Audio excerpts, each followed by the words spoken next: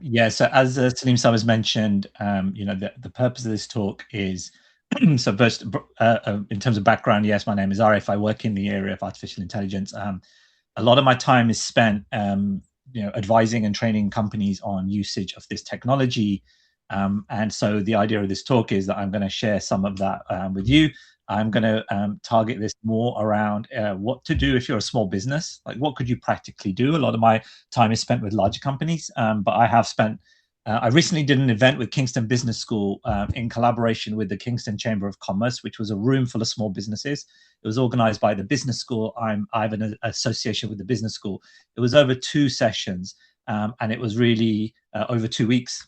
So it was half a day, 1 week, half a day, another week. And essentially, we took small businesses, had hands-on. We showed them a few tips and tricks and tools that they can use, often for free.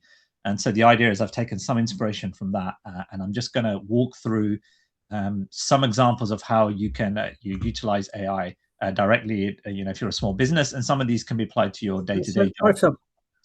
Yes. So this is part 1 of 2, is it? And you're going to compress 4 hours into the next half an hour. Exactly, and it won't be an exact copy of exactly what we did previously, but it will be, it'll be similar. So that's the idea. So we'll start today with 5 practical ways you can grow your business. So terms of, just before you start, then Arsab, welcome to that. We've got quite a few people who have joined.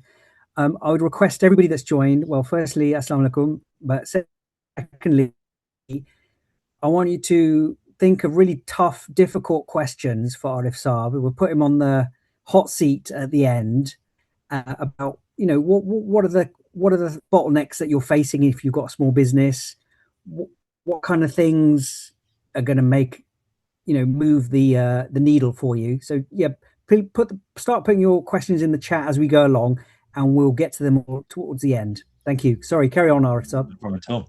So here's just an example of some of the common tasks that are faced by small business owners. You have a lot of emails coming in. You need to provide quotations. There's the whole area of marketing. There's a lot of administration, admin work that is required as well. And also sometimes research, and then also inbound queries are coming in all the time. So the question I'm going to try and answer in the next couple of sessions is, can AI help you do this more effectively?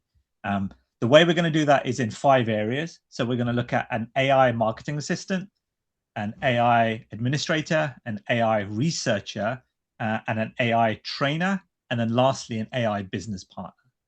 And we're going to split that in 2 sessions, as we mentioned. So this session today, this week, it's going to be more the foundations.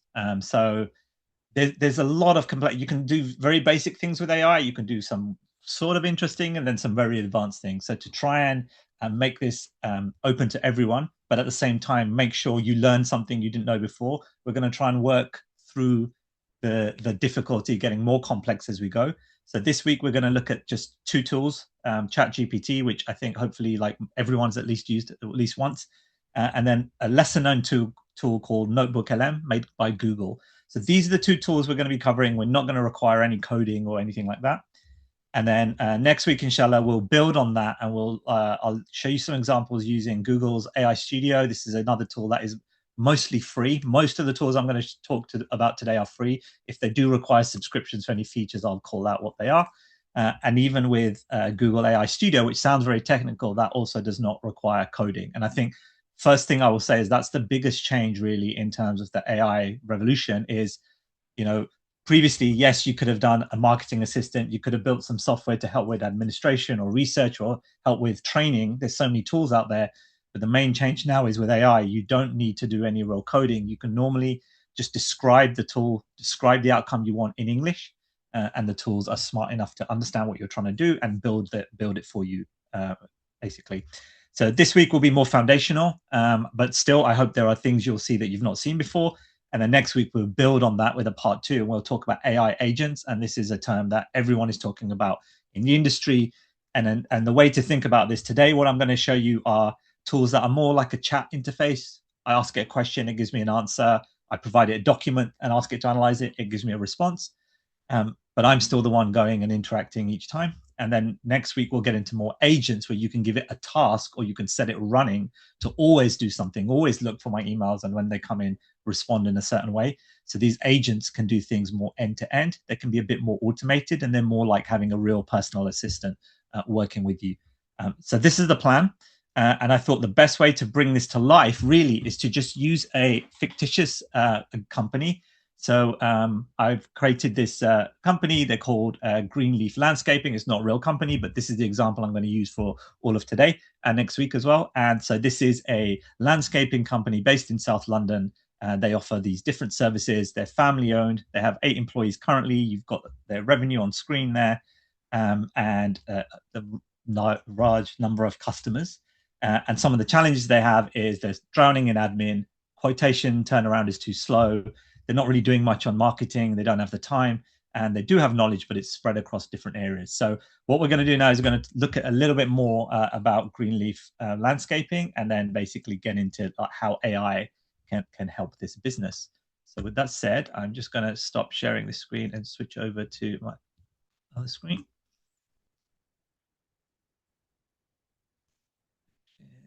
This one over here.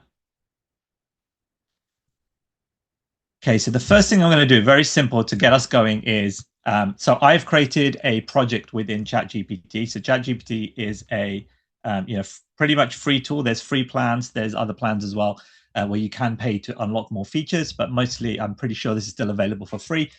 Within ChatGPT, I've come in and created a project for this demonstration I'm going to go through here. And I'm going to show you some of these prompts of how to create things to help you. In the interest of time, I've run a lot of these in advance, but I will show you exactly how I've done each one. So we'll start with a really simple, easy one. So to start with, the first one is going to be around a logo for our business. So I was able to just basically ask it to create a logo for the business, and I was able to just provide it with a little bit of information about the company overview, who we are, the services that we offer, what our commercial services are, residential services, and there was some information here from an annual report around all this kind of background. I was able to just put this into the tool and then ask it to generate a logo for me. Having done that, I could also say, well, actually, I want you to create a few variations as well. So again, by very, very quickly, very simply, just in terms of even just creating a logo, you're able to quickly use this. So if you are a small business and you want a brand refresh, you want to start looking at, how can I make my logo better or improve my brand, you can use these tools to help brainstorm. So yes. How important was the context? Or why didn't you just say, oh, just create me a logo? Why did you write all that other stuff? Yeah. And this is going to be a theme for everything we're going to talk about here. So you can use, because these tools often look like a Google search, it is very tempting to just say, create a logo for me based on a gardening company. But what you'll find is actually the more, Salim Saab mentioned the word context, the more information you can provide it about your own business, the more accurate and the better the result you will get. So yes, you can use this like a search, but also every tool has the ability to add files and folders or images to help inform whatever you're doing. So the more information you give it about your company, the size of it, the services you offer, the more accurate the output will be for you. And if I had a folder with all my life stuff, my business stuff, spreadsheets, and can I point it at that? Was that enough, or is that too much, or not? We're coming to that. Hold that question. That is literally the next part of this. So yes, but yes, the short answer is yes. There's a really easy way of doing that, which we will show. So that was a simple starter for 10, if you like, the logo generation. Let's get a little bit more advanced now. So now actually, I now want to do something a little bit more. I want to start advertising. So similar to what we were just saying here, the more information you can give it about your business, the better your adverts will be. So I've asked it to create adverts for Facebook, X, Instagram, based on some information. Now I've provided it some information. We can take a look at these. So previously I've run some surveys, and this is just sample feedback I've received. So this is the positive feedback that we've had. I imagine business owners will have got feedback, whether it's verbal or whether they've run surveys or whether it's through Trustpilot on their website or other Google reviews. So we've got some information here around what's going well. We've got some areas for improvement as well. We've got a overall satisfaction score and likelihood to recommend. And then we've also got which areas do we normally get the best praise for. So this information can just be uploaded directly into the tool. So I go back to my prompt, which was this one here. I've given it the survey feedback. I've given it also a pricing guide, which I'll just open up as well. These are files we're going to be working with later as well. So this is just a file with the lists of the different services we offer for residential and also the services offered for. So yeah, we've got separate section around patio cleaning, depending on the size of the patio. And one thing I want you to notice as well, this is in any specific special format. It's not in a Excel sheet in an exact format. I was able to just create this document and in any format and just paste it in and load it into my my conversation. So if you have these existing documents, which you will all have in some form, you don't need to spend a lot of time changing the style of it, etc. The clearer it is, the easier it will be for the AI to use it. But you can literally load in whatever you have, and it will have a go at trying to analyze that. So here I gave it a bit more information. I also gave it some background in terms of the annual report, how the business is doing, and asked it to create these adverts for the 3 different platforms. And I also said, give me 3 variations for each platform. So if we take so initially it just described, it gave me a headline, it gave me some text, and it kind of said, add this call to action. It's getting a quote. It also did the same for a few different platforms like Twitter as well. But AI, including ChatGPT, can actually generate images as well as the text. So I went back to it and I said, generate the ads. In this is this just for an example, so they've all come through as one, but you can see with a very basic set of prompts, without much work being done there, and it makes it a bit bigger, I was able to get some pretty nice looking like output here in terms of these auto-generated adverts. And if you wanted to, you could spend more time in the chat taking one of these, asking it to adjust it, asking it to obviously add in your phone number if you have a specific phone number as well. So with it, very quickly you're able to pull together the basics for an advertising campaign. And when you're telling it to do adverts for, say, the X platform or for LinkedIn, etc., it will know the rules for those platforms. But you can also as well advise it, I want all the adverts to be within this character limit, etc. So you can quickly create these these adverts. Let me continue then with the marketing one. I think that might be it for marketing. Oh yeah, we have one more thing as well, because I've got price information and services that we offer, and also the feedback that we had. I created in another chat. I just said, can you create an A5 flyer that I can drop in people's front doors? Generate the image, include, in fact, I didn't even tell it. I just said, oh yeah, include some of the best quotes from people. And you can see it's very quickly created, again, this kind of like very nicely styled flyer with information about, what our clients are saying. And it's got some example quotes there as well on the screen in terms of, just brought in there automatically. So from a marketing point of view, you can see very quickly that you're able to generate things like this. Now you can go much deeper, you can go much further in this. There's entire products out there that do nothing but content generation for marketing. The company I actually work for, the startup I work for, is in that space. So you can go a lot deeper in terms of making it sound like your tone of voice, making 100 different variations of the content as well. But effectively, this is just giving you a flavor of what you can do in terms of getting this going. And does it tell you the keywords that you should buy on Facebook? Facebook, for example. So that's a very good question. You could absolutely, one thing, and given Salim Sal's background, yes. So making sure that what you write and what you put out there from a marketing point of view gets picked up by people relies on something called SEO, search engine optimization, which is about having the right words and the right keywords in your advert. You can ask, the AI can provide you recommendations and suggestions for what keywords to do based on your business. You can also give it a set of keywords and say, make sure this is included in there. And then another much bigger topic, maybe one for a separate talk, is around nowadays, really the game is not just will my advert be picked up on Google, but the real game is if I go into ChatGPT and said, which are the best gardening businesses in South London, how do I make sure my landscape, sorry, can't you remember the name of my own company, Greenleaf Landscaping, how can I make sure it gets picked up? That is a much bigger topic, but the AI tools can help you, optimize and improve your content so it will get picked up by AI engines. And yeah, if you already have a list of keywords that you are already looking to rank for, you can provide that as well as inputs. And this is all free, right? ChatGPT, yeah, there is a free version. And if I was to pay a graphic designer and a guy to come in and help me and create some artwork, create some ads, post them. I'd probably pay them at least, I don't know, a couple of £100 per day. Yeah. So is it? But you're getting this for free. So what is it worth paying £200 to ChatGPT or somebody, or you don't need to? The main difference in terms of the paid versions are like they're more for bigger companies, so you can add more people into a team, you can share projects with multiple people, you can connect it to a lot of different systems. So I would say start with the free versions of all of these tools. If you get to a point where you're trying to use something and you're not able to, then take a look at what the pro version will have. Some of them have usage limits. The chat can only go on for a certain amount of time before it's like you've used your usage for today. You need to start tomorrow. But for what most people do, they'll be able to do a lot with the free version, and I recommend starting there.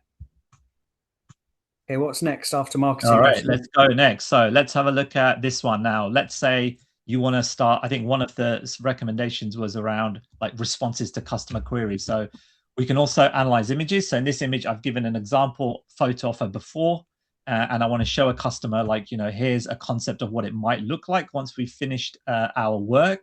And you see it's taken that sample image, it's created a few different, concepts. And so this could be used as one way to inspire people, in terms of like what the end result could be. Or if they sent you a photo, you could kind of send this back as a concept. Again, to your point, doing something like this would take a lot of time, a graphic designer potentially. And the designer might not even feel comfortable doing something like this. So yeah, AI can be used, to help create concepts as well. And the prompt I used there was pretty basic here. So I described, you're a marketing manager, you want to wow a customer by showing how we could transform their garden. Here's the current photo, generate me 3 concepts, of how we could kind of do that. Let's do another administration one. So let's take a look at like spreadsheet, emails, like generating and responding to emails. Let me get to the top of this chat. So we get emails coming in. Some are looking for quotations. Some are checking when we're next available. Some are asking about, a commercial inquiry. Imagine that these are coming in via request form, and so that they end up in a spreadsheet. And I'll just open up this example spreadsheet that I have with the queries, email queries in here. This one here. So for this example, I'm just going to show it in an Excel. Next week, we'll show how to actually connect this to your real mailbox. So imagine these requests have come in from different customers. These are the different types of query types. So some are looking for quotes. Some are one is a complaint, for example. And then we've got others who are asking for quotations. And these are the notes that are coming in from the customer. Again, I've made this very simple for this demo. Someone is looking for a weekly plan for their lawn. Someone saying, look, I requested a quote 8 days ago, I still haven't had a response, etc., etc. So someone normally has this job in the company is going through responding to each of these responses, each of these queries. What you can do is have AI have a go at responding to it. Now, no customer I've worked with has a fully automated email that just automatically will go out the door. What normally will happen is the AI will at least draft a response, and then you'll have a human person who can look at the response, see if it looks okay, make any changes if needed, and then send it out. So that's normally the way it would work. There will be a reviewer in there. But what I'm going to do, what I did in this example was I was just able to, in my chat, I was able to upload this spreadsheet and say, these are the requests that are coming in. I've done 10. You could do hundreds of these, for example. And I've said, I want you to fill out column D. And what I've said in the tool, let me show you. I've basically given it some information, told it to read the customer notes, write a professional email, thank the customer, address their specific requests, and then write a response. Now, the first time I did it, I realized I didn't include the pricing information. So we were saying things like, we'll be in touch. But now I was like, here's the pricing guide, redo the task and use the prices directly to answer. So what I'll now do is I'll just open up the final output that it gave me, which was this spreadsheet here. All right, so for each of these, it went through and it wrote, this kind of email. So let's take a look at one with an actual. Okay, yeah. So interestingly, it didn't want to give automated pricing because it was saying we need to, we need to provide a quotation after we've looked at it, which is interesting. You can force it to give some estimate if you want. But it was able to go through every item, understand exactly like what the specific request was, and draft a pretty good response, and basically understand what the question was, etc. Why don't we take a look at the complaint? Would you send one of these responses, or would you read every one?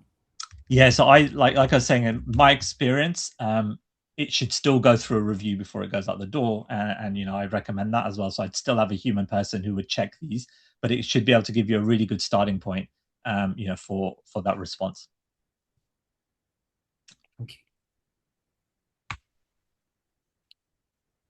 Here we go. This was the complaint. So you can say, thank you for contacting us. We're very sorry to hear some of the patios were missed. We take pride in our work. We'd be happy to arrange another visit. Let us know when we can come round at no additional cost, etc. So just again, this is a basic example. In reality, and this will do this next week, you would connect this to your email. You wouldn't be passing spreadsheets around. But what I wanted to show was these actions can be done in bulk. You don't have to do one at a time. You could literally do hundreds of these. Even when I was generating adverts, I could have created instructions and asked it to create 100 different variations based on, maybe even all of my customer segments, and provide information on each customer and ask it to personalize the adverts. So a lot can happen, and you have access to tools like spreadsheets where you can create things in bulk. So it doesn't have to be one-to-one. And yeah, that really helps increase efficiency. You can do a lot more, a lot quicker.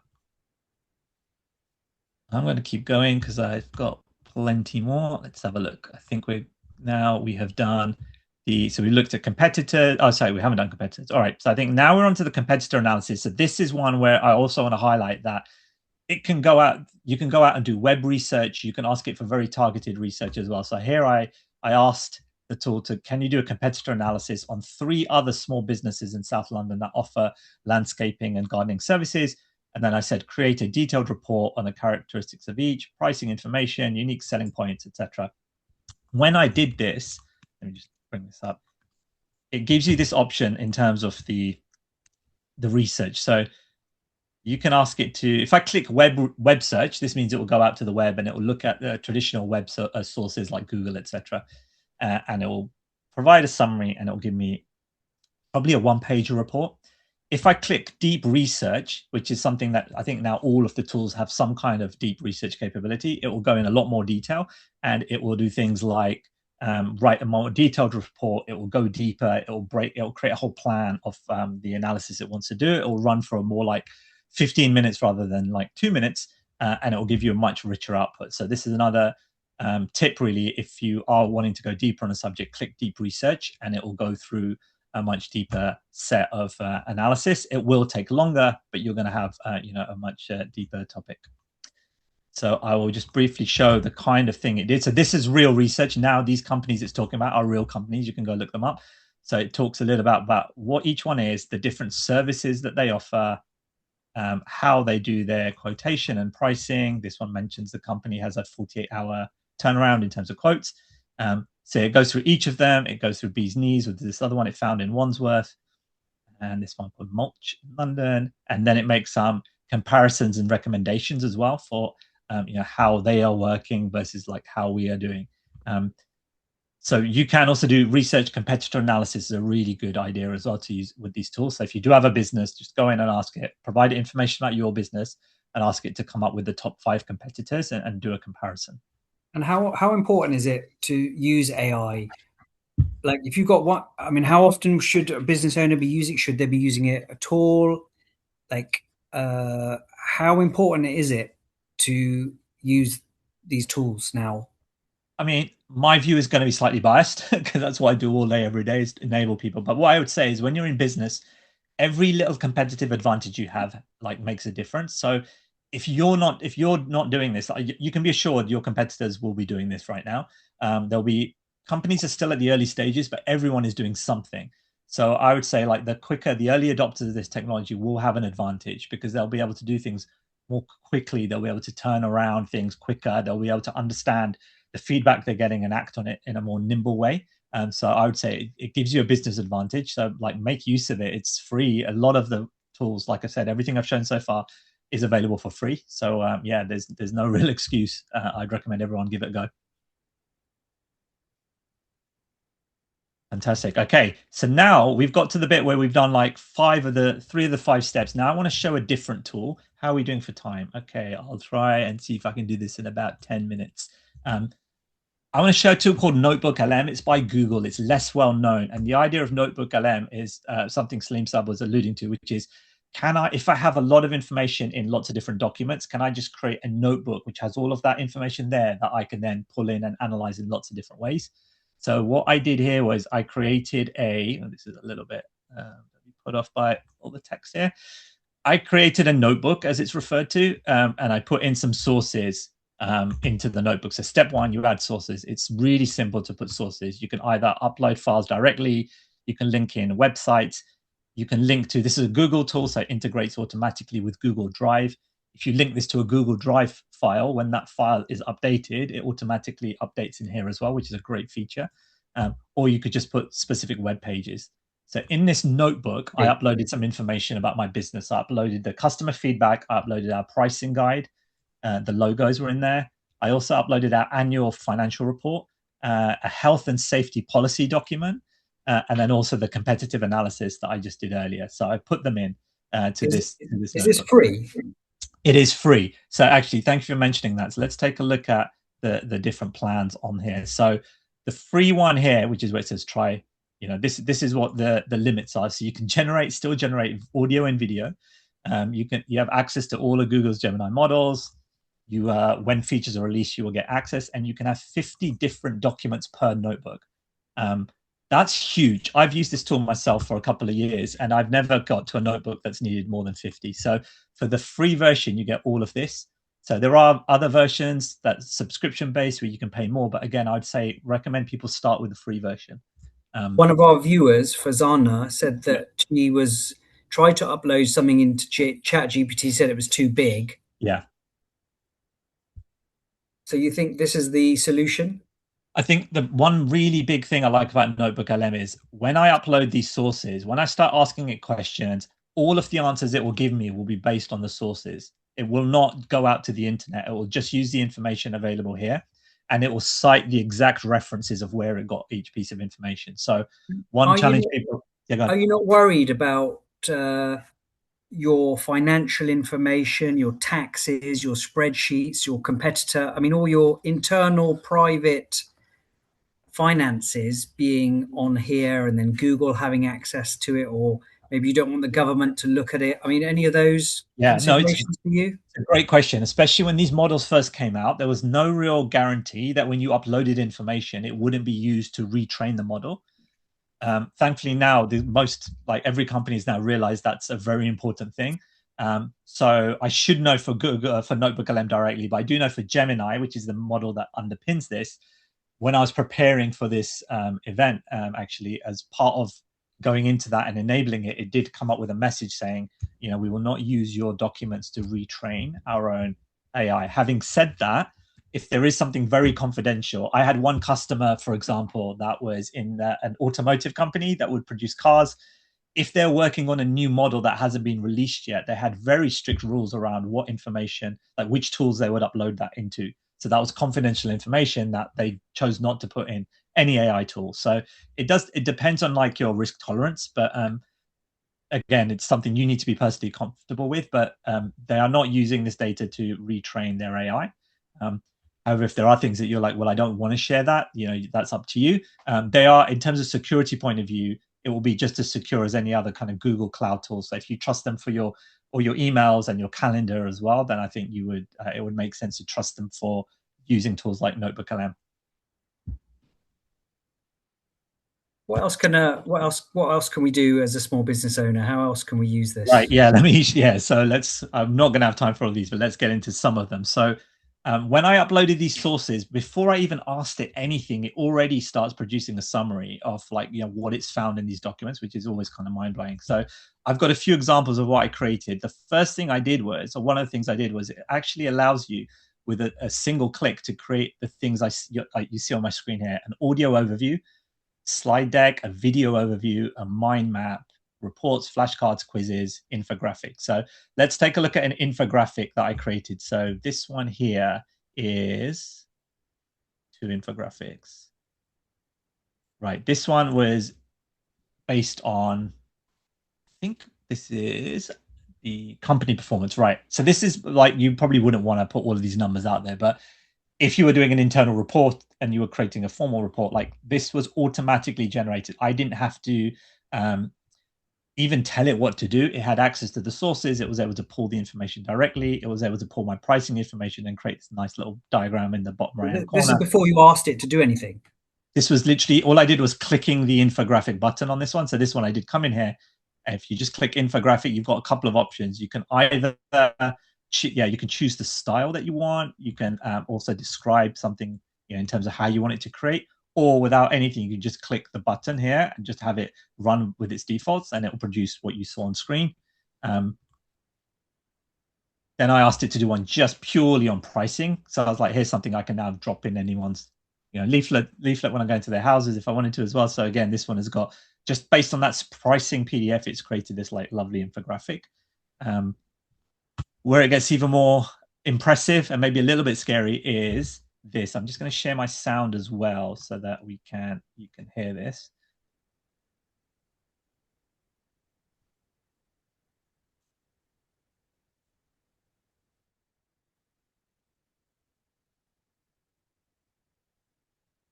Oops, something went wrong.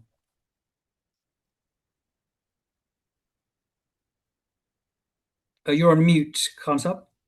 Oh, unless you're meant to be.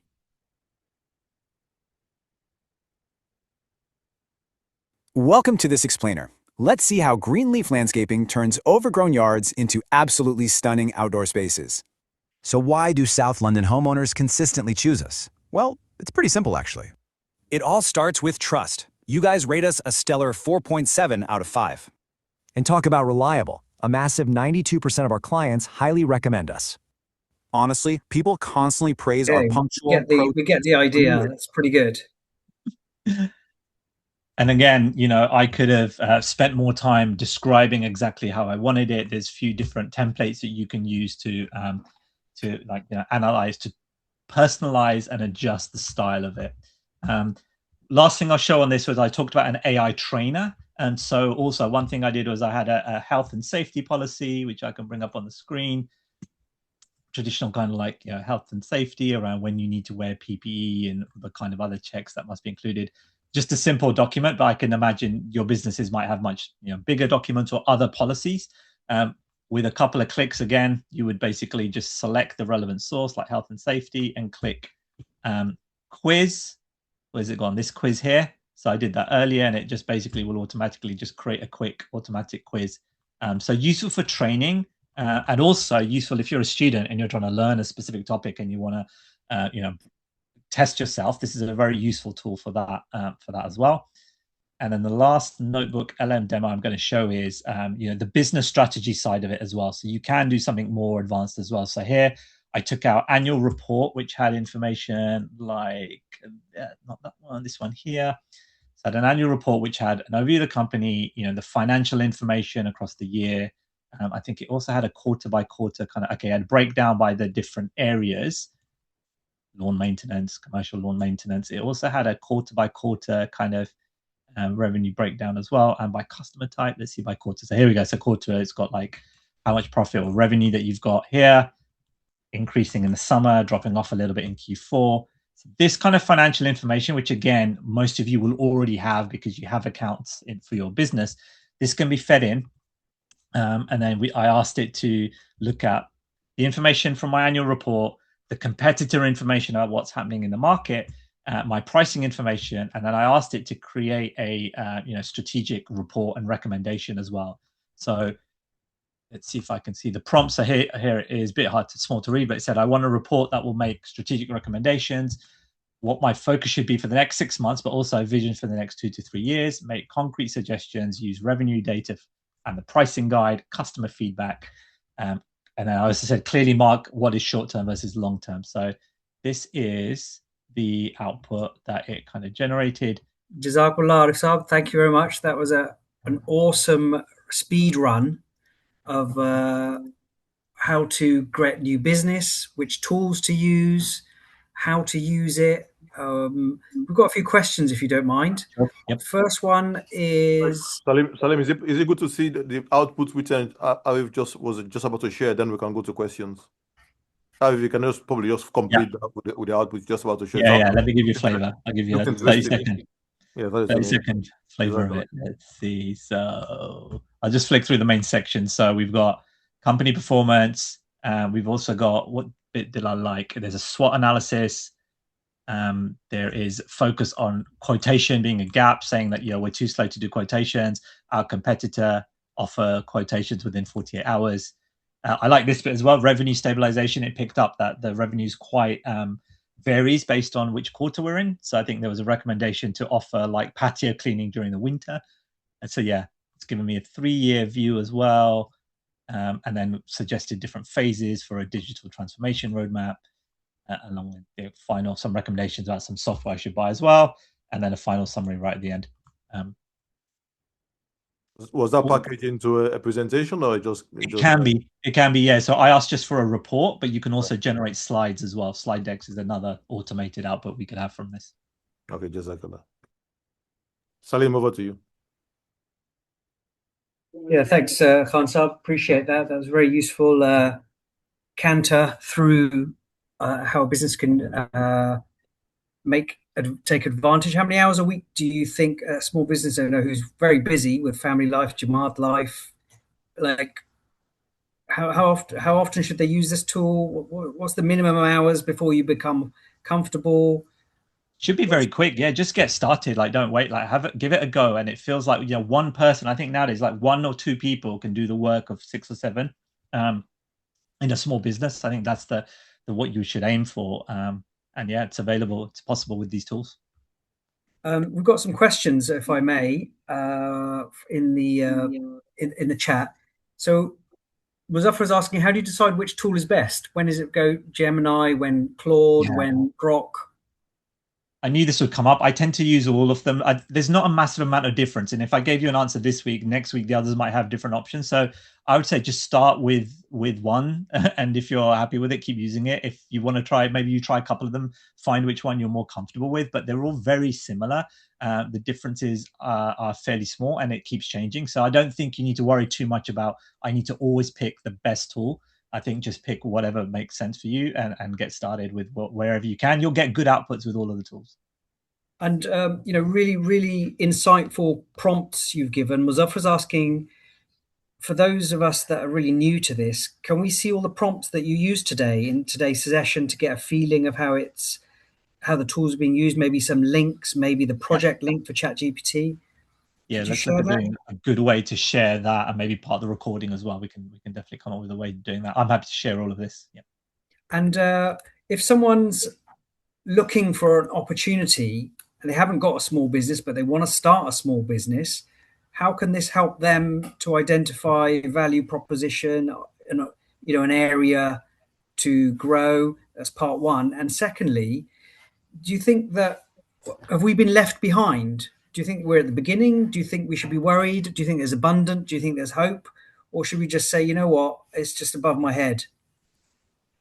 So the first one around a brainstorming idea for expansion, improvement, like it's one of the most useful uses of AI because, and go back and forth. Don't take the first answer and just work with that. A lot of people, like I said at the start, they see something that looks like a Google search. So they just put in an item and they get a response. Like constantly go back and forth, challenge the outputs you get. You can also do a prompt, something like, I'm thinking of doing a new business idea. Here's my CV, provide a link or upload it.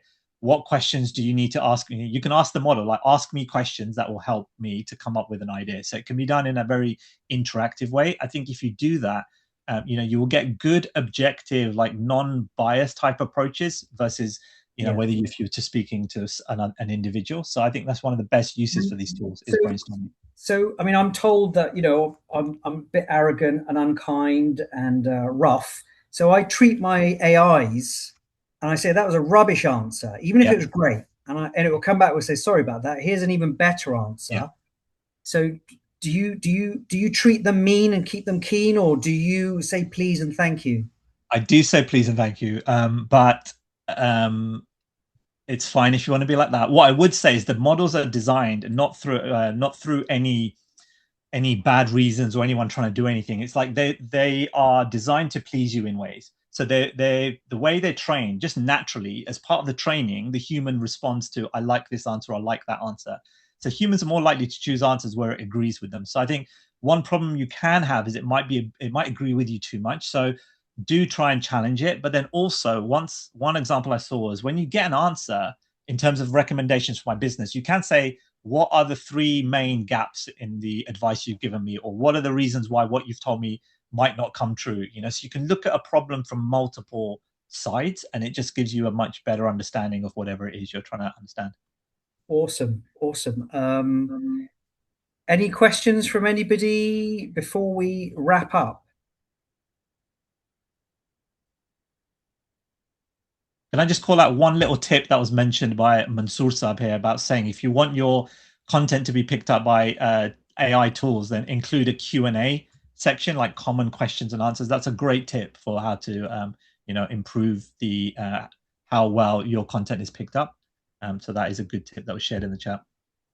And do you say act like a marketing professional, or you are a gardening specialist, or do you tell them what hat to wear before they prepare their answer or not? There was a lot of effort about a year ago around prompt engineering and how to structure a good prompt, and that's still relevant. But nowadays, the tools are really good. That even if you give a vague idea of what you want, you'll get a decent output. But yes, if you can describe the outcome that you're trying to achieve, the audience that you're targeting, the role that you want the AI to play, like you are an expert in marketing, etc., that does tend to lead to a better output. And so there are a few techniques. What I would say is every company out there, the Google, the Amazons, Microsofts, have all got OpenAI, Anthropic, have all got free training online about how to write a good prompt, what makes a good prompt, how to improve your prompting. So you don't have to do those courses, but if you do one of those, it will just make your prompts better and your output better. The questions are flooding in now. Hina's asking, can you do this session in Urdu, please? I will find someone who can. I think it is important that we make this accessible in Urdu. So yeah, let us take that one away. And Zahir is asking, which industries are embracing AI the most? Which roles are embracing AI the most? It is quite broad. I guess in reality, the area that's making money for these companies the most is actually coding, automated coding, not the most exciting. But I work in the area of an AI tool for marketing, and we go across all industries. So you've got like health and like life sciences, financial services, like telecoms providers, like all of the big companies are trying it to some extent. I think some of the regulated industries, like if you're creating medical notes or if you're insurance and banking, they may be more because they're regulated a bit more risk averse. But I think everyone is trying it in some areas. Awesome, Jalen, Jazakumullah. And from my side, if I'm just about start a new business and I want to have it AI first, AI enhanced, automated, as few people as possible. I guess you're going to teach us next week how to build automated AI only companies to take over the world, inshallah. We'll show you a few examples, and there are companies out there who will provide services to help you. Even within our Jamaat, we have services companies that can help with this. So I'll see if I can get some of them included in the event next week. But yes, we can show you that vision. Yeah, Jazakumullah. And everybody, let's wrap up on the thought that, Allah Ta'ala is the one to provide rizq, and we must put in the effort. And there's a lot of opportunity coming, a lot of abundance coming. And, I think we've got an inkling of what's coming. So let's pray that we are huge participants of the rizq, of the barakateh and the fazl, that Allah Ta'ala, and we should ask him every day for that. So great job, Faiz Ahmed, so I'm saying, and inshallah catch up. Don't forget, everybody, sign in next week for another riveting session. Jazakumullah. Thanks, Arif Saab. Assalamu alaikum.